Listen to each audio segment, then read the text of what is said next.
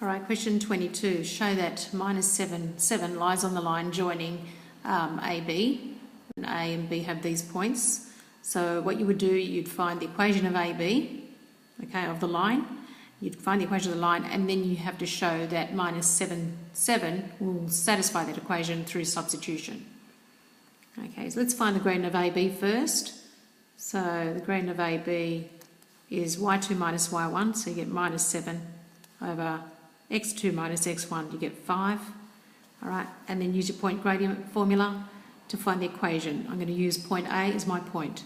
So y minus 0, y minus y1, is equal to m gradient outside of x minus x1, so it's x plus 2.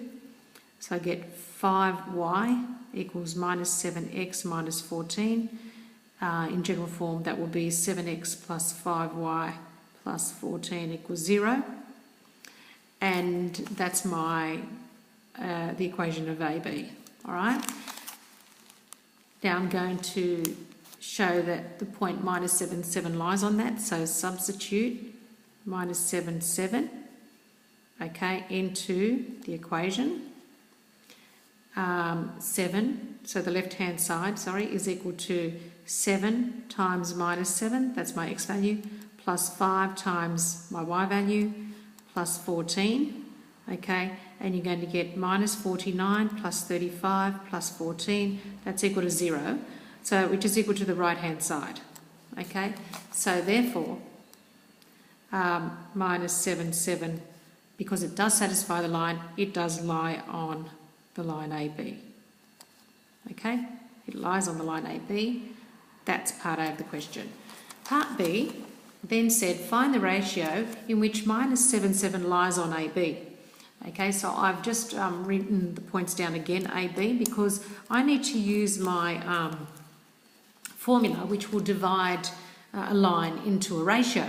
Okay, and the formula, if you remember it, was this one. All right, let's see if I can focus that right.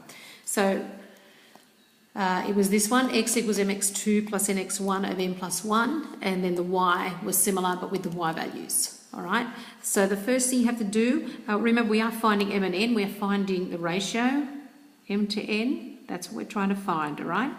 And we are given the point x and y, so this is your x, this is your y, and then AB are the endpoints of your line that's getting divided, so this is your x1, y1 and x2, y2. All right, and all we have to do now is substitute these values in. Let's substitute into the x first. So my x is minus 7. That's right, minus 7 equals m, which I don't know, times x2, so that's 3m, plus n times x1, so it's minus 2n. Okay, all over m plus n.